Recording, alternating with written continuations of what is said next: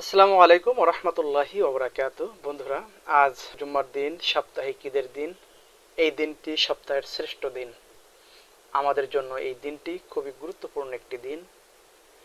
এই দিনের মধ্যে কিছু সময় রয়েছে যে সময়ে আল্লাহ রাব্বুল আলামিন তার বান্দার দোয়া কবুল করে থাকেন, যা হাদিস দ্বারা প্রমাণিত।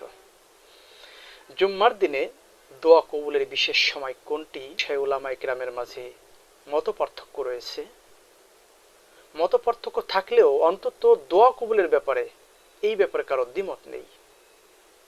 দোয়া কবুল হওয়ার ব্যাপারে একাধিক হাদিসের মধ্যে সময় সম্পর্কে অবগত করা হয়েছে। তার মধ্যে অধিকাংশ আলেমদের মত, আসরের পর থেকে মাগরিবের পূর্ব পর্যন্ত এই সময়টি হলো দোয়া কবুলের সময়। হাদিসের মধ্যে আসছে, আল্লাহ রাসূল সাল্লাল্লাহু আলাইহি সাল্লাম বলেন,